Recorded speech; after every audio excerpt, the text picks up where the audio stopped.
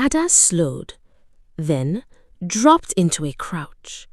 Carefully, quietly, she pushed through the final line of trees. The chanting grew louder. Hundreds of voices, ancient and terrifying. Ada swallowed, then stepped forward. The sight before her stole her breath. The ritual ground was far larger than she imagined. Hundreds of villagers dressed in white knelt around a massive circle carved into the earth. The gatherers stood motionless, watching, waiting. The drums thundered.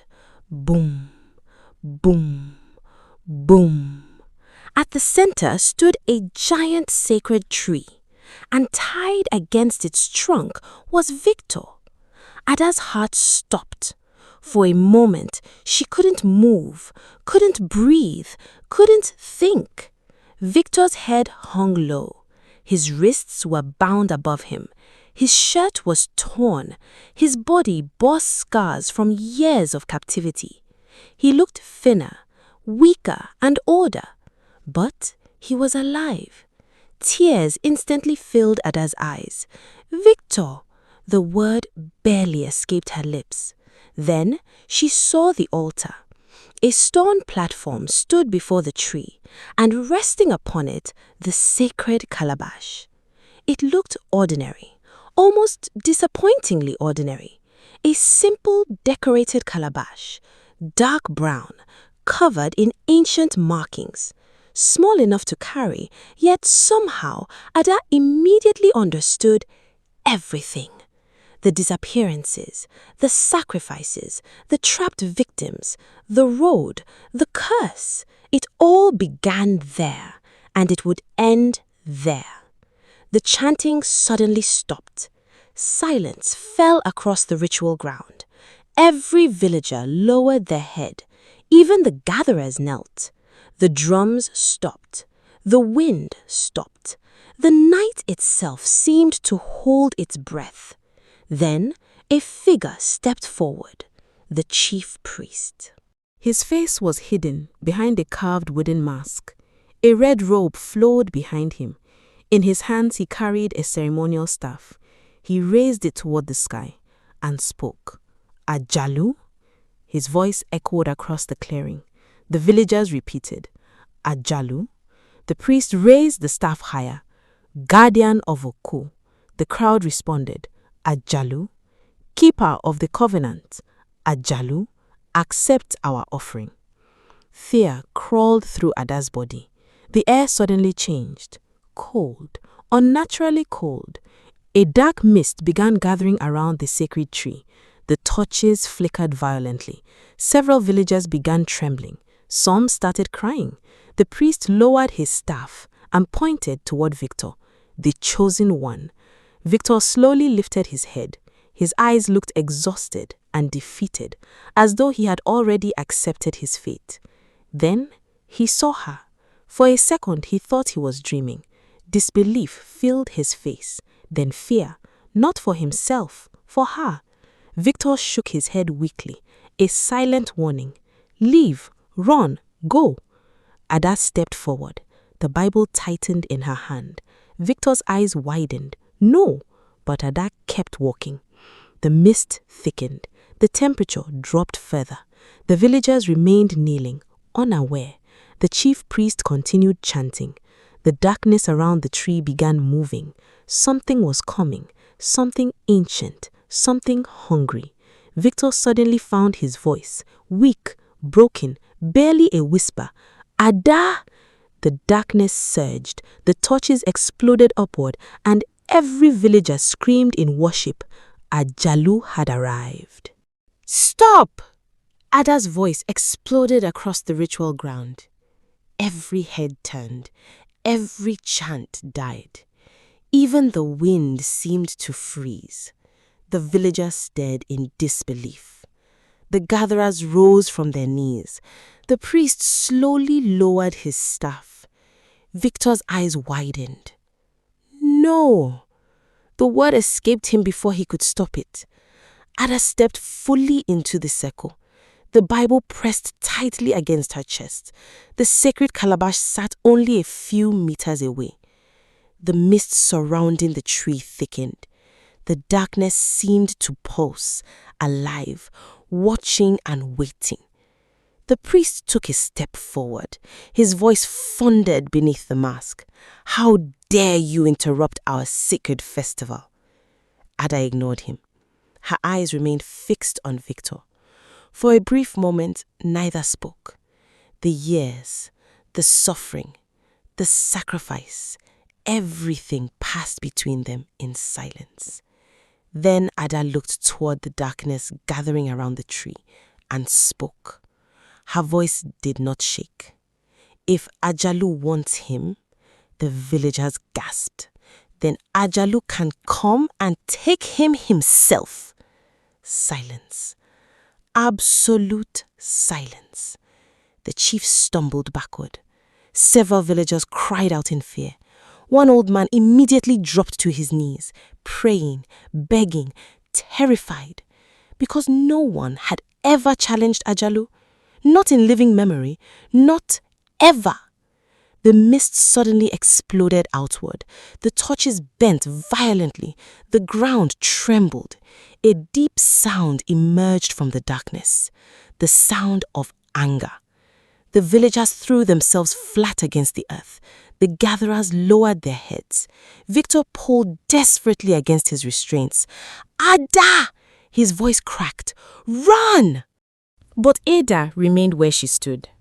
The Bible trembled in her hands, not from fear, from the force gathering around her. The darkness continued expanding. It swallowed the altar, swallowed the sacred tree, swallowed Victor, until only shadows remained. Then two enormous eyes opened within the darkness, golden, ancient, and inhuman. The villagers began weeping. Ajalu had come. Slowly, a shape emerged, not fully human, not fully spirit. The figure towered over everyone present. Layers of masks covered its body, dozens of carved faces, some laughing, some crying, some screaming. Chains hung from its arms, bonds rattled against its chest. The air itself seemed to bend around it. Ada felt her knees weakening. Everything inside her wanted to flee. Everything. Then she remembered Victor standing beside the car, remembered the pendant, remembered his sacrifice, and she stood her ground. Ajalu's eyes settled upon her. The spirit spoke. Its voice sounded like hundreds of voices speaking at once. "You returned." The trees shook. The villagers cried harder. Ada swallowed, then nodded. "Yes." The spirit tilted its head. "Why?" The question echoed through the ritual ground. Ada looked toward Victor, then back at Ajalu. "Because you are wrong." The villagers gasped. The chief priest nearly collapsed. No one spoke to Ajalu that way. No one. The spirit stared, then laughed. The sound was horrifying. 1,000 screams hidden inside one voice. "Wrong?" The earth cracked beneath its feet. "They belong to me." The spirit gestured toward Victor, toward every victim, toward every soul trapped by the covenant. "They are bound to me." The sacred calabash began glowing. Dark energy poured from it, feeding the spirit, strengthening it.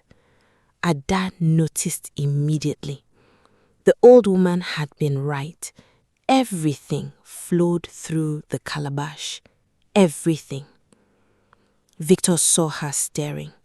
Realization flashed across his face. His voice was weak, barely audible. "The calabash." Ada looked at him. "The covenant." He struggled against the ropes. "The calabash, Ada." Ajalu turned. Its eyes narrowed. The spirit had heard him.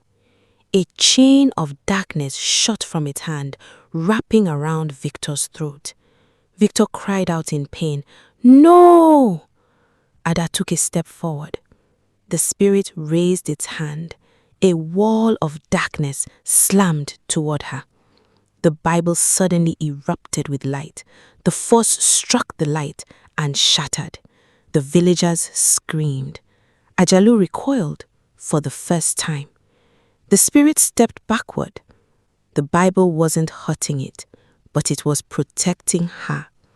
The prayers of Mama Grace, the faith she carried, the courage that brought her back. Ajalu could not touch her directly. Ada looked toward the altar, toward the calabash, only a few meters away. The spirit saw it too and understood. For the first time, Ajalu looked afraid.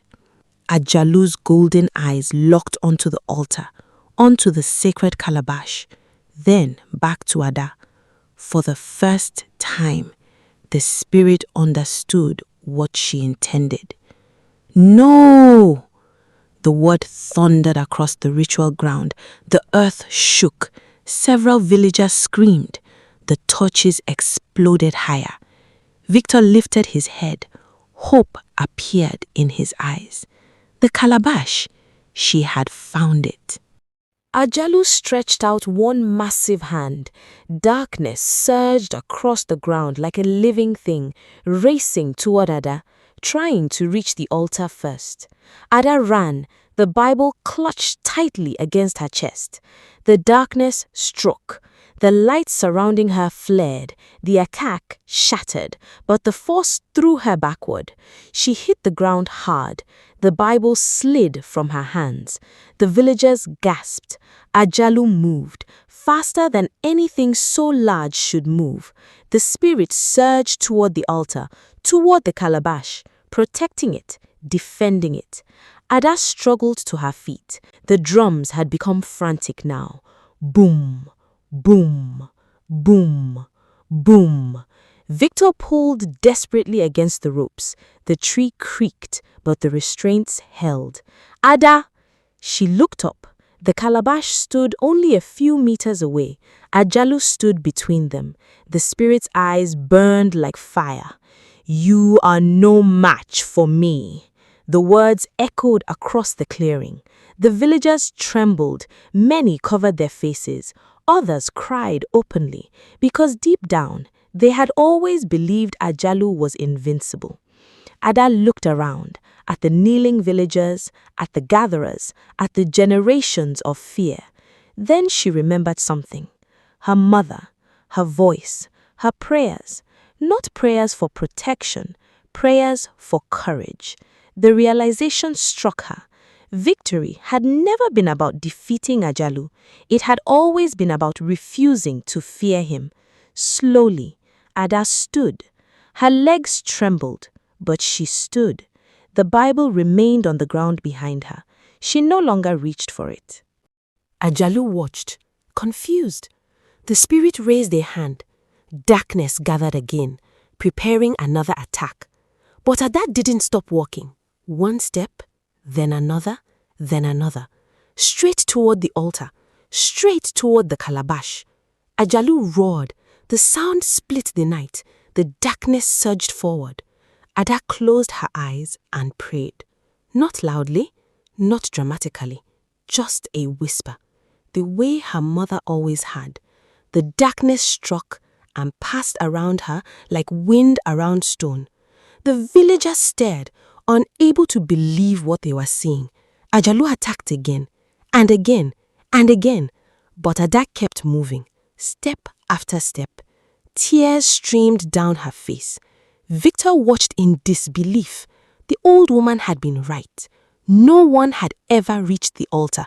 No one until now. Ada reached it. The sacred calabash sat before her, small and ordinary, yet responsible for generations of suffering, for Victor, for the trapped corps members, for everyone. Ajalu screamed. The spirit lunged. The entire ritual ground shook. The villagers cried out. Ada looked directly at the spirit, then raised her hand and brought it down. Crack! The sound echoed across the ritual ground. For one heartbeat, nothing happened. Then the second half of the calabash split apart. A blinding white light erupted from within. The earth shook violently. The villagers screamed. The torches exploded, one after another. Fire shot into the sky. Ajalu staggered backward. For the first time since appearing, the spirit looked wounded. The masks covering its body began cracking. Tiny fractures spread across them. One, then another, then dozens. Ajalu roared. The sound shook every tree in the forest. The spirit launched toward Ada, desperate, furious, and terrified. But it was too late. The covenant was breaking. The light pouring from the shattered calabash grew stronger, brighter, and hotter. The chains hanging from Ajalu's body began snapping, one after another. The spirit screamed again, and suddenly, voices, hundreds of voices, filled the ritual ground. Men, women, children, corpse members, the sacrificed, the forgotten, the lost. Their voices rose together, not in fear, in freedom. The villagers looked around in horror. Shapes were appearing everywhere. Transparent figures emerging from the darkness. Victims, decades of victims, standing shoulder to shoulder, watching, waiting. The truth could no longer be hidden. Ajalu stumbled. The giant spirit's body flickered. The mask covering it began falling away, one by one. Each mask struck the ground and shattered. The villagers cried out. The gatherers fled. Some fell to their knees. Others covered their faces. The chief priest dropped his staff. His hands trembled. The covenant that had ruled their lives for generations was dying before their eyes. Victor watched from the tree. Disbelief filled his face. The ropes around his wrists suddenly loosened, then snapped. He collapsed to his knees, free. For the first time in years, free. Ada immediately ran to him. Victor looked up. Their eyes met. Neither spoke. Neither needed to. They had survived, together. Another explosion of light erupted from the broken calabash. The entire forest trembled. Then something incredible happened. The trapped core members began appearing. Everywhere, men and women materialized across the ritual ground, confused, frightened, some crying, some laughing, some falling to their knees. Years of captivity ending in a single moment. Families, names, faces, lives stolen by Ajalu, returned. The light continued spreading. The darkness around the forest retreated. The sky above cracked open. For the first time, there was dawn. Real dawn. Sunlight touched the ritual ground. Ajalu screamed. The spirit hated the light. Its body began dissolving. The masks fell apart. The chains vanished. The shadows peeled away, until only the glowing eyes remained. The ancient spirit turned toward Ada, one final time. Its voice was weaker now, fading, broken. They will forget. The words echoed across the clearing. Then the spirit looked toward the villagers, toward the chief, toward the generations who had fed it. But you will remember. The final mask shattered. Ajalu disappeared. Gone. The silence that followed felt unreal. No drums, no chanting, no fear. Only birds. Birds! For the first time anyone could remember, birdsong filled Okwu Village. The villagers slowly lifted their heads. The curse was over. The covenant was gone. The sacrifices had ended. Victor struggled to his feet. Ada helped him. For a long moment, they simply stood together, watching the sunrise, watching the trapped victims reunite, watching people cry, laugh. Then Victor looked at Ada, his eyes filled with emotion. You should have listened to me. Ada laughed through tears. You first. For the first time in years, Victor smiled. A real smile. And above them, the first sunrise Okwu Village had seen without fear spread across the horizon. The sunlight continued spreading across the ritual ground, warm, gentle, real. For the first time in generations, Okwu Village stood beneath a dawn untouched by fear. The surviving core members slowly gathered together. Many still looked confused. Others cried openly. Some fell to their knees and prayed. The nightmare was over. Victor stood silently among them, still struggling to believe it, still expecting the darkness to return, still expecting the drums. But they never came. The sacred tree stood motionless. The altar was gone. The shattered pieces of the calabash lay scattered across the earth, powerless, dead. The covenant had ended, at last. Nearby, the villagers remained kneeling, not in worship, in shame. Years of fear, years of silence, years of sacrifice, all laid bare beneath the morning sun. Ada slowly turned, looking for the old woman. She found her standing beneath the ancient Iroko tree, watching, smiling, peacefully. Ada walked toward her. The old woman never looked away from the sunrise. "It's beautiful." Her voice was barely above a whisper. Ada stood beside her. Neither spoke for several seconds. Then the old woman smiled. "The drums are gone." Tears filled her eyes. "The drums are finally gone." Ada gently touched her shoulder. The old woman nodded. "My daughter would have liked this." Ada froze. The old woman looked toward the village. She was the first. Silence. The first life taken. Pain filled her eyes. The first sacrifice. Fresh tears rolled down her cheeks. "For years I stayed." She looked toward the ritual ground. "I wanted to leave. I wanted to forget." Her voice broke. "But if I left," she swallowed, "who would remember her?" Silence. The wind moved softly through the trees. Then the old woman smiled again. A genuine smile, free of pain, free of regret. "You brought her home too." Ada lowered her head. For a moment, neither spoke. Then the old woman slowly walked away, toward the village, toward the life waiting for her, toward peace. 3 days later, a small bungalow stood quietly beneath the afternoon sun. Inside, an elderly woman sat holding a faded photograph. The same photograph she had carried for years. The same photograph she had cried over countless nights. The same photograph she had almost stopped believing.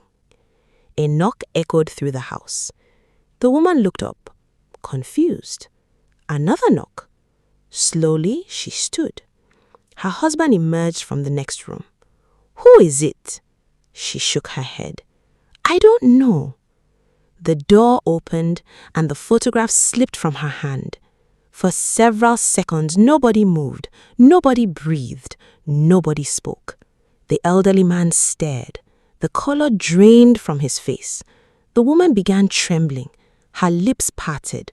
Her eyes widened. Impossible! Impossible! Yet there he stood, older, thinner, scarred, but alive. Victor! The woman covered her mouth. A sob escaped her lips. Victor's eyes filled with tears. For years he had imagined this moment. For years he had believed it would never happen. His voice barely worked. "Mama."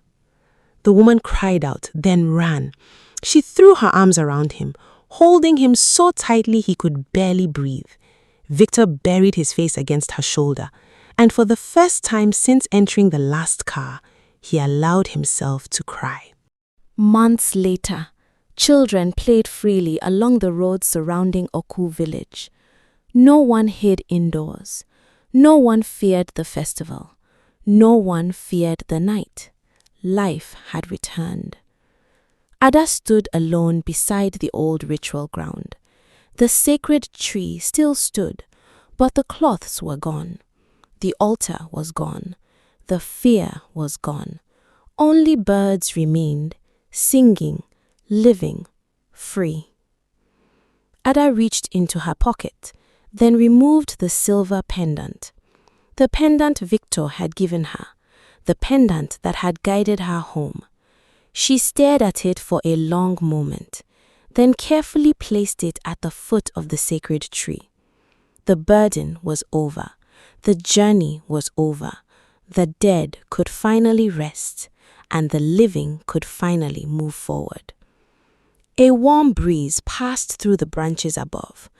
Ada smiled, not from happiness, from gratitude. Then she turned to leave and stopped. Someone was standing a few meters away. Victor. He looked healthier now, stronger. The scars remained, but the darkness was gone. For a moment, neither spoke, neither moved. Then Victor smiled, a real smile, the kind she had never seen before. "You still talk to trees?" Ada laughed. "You still sneak up on people?" Victor shrugged. It worked. Silence settled between them. Comfortable, peaceful, the kind of silence that no longer needed fear. Victor looked toward the village. Children ran through the roads. Women laughed. Life continued. Then he looked back at Ada. "Where are you going now?" Ada thought about it, then smiled. "I don't know." Victor nodded. "As long as it's somewhere far from cursed villages." Ada laughed again. The sound carried through the morning air. Victor offered his hand. This time there were no masked men, no darkness, no sacrifice, no road, just sunlight and a future neither of them had expected. Ada looked at his hand, then took it. Together they began walking toward the village, toward life, toward whatever came next. And for the first time since boarding the last car, neither of them looked back. Before you go, I want to know, who was your favorite character in this series? Ada, Victor, Mama Grace, or the old woman? Tell me in the comments. Until next time, thank you for watching.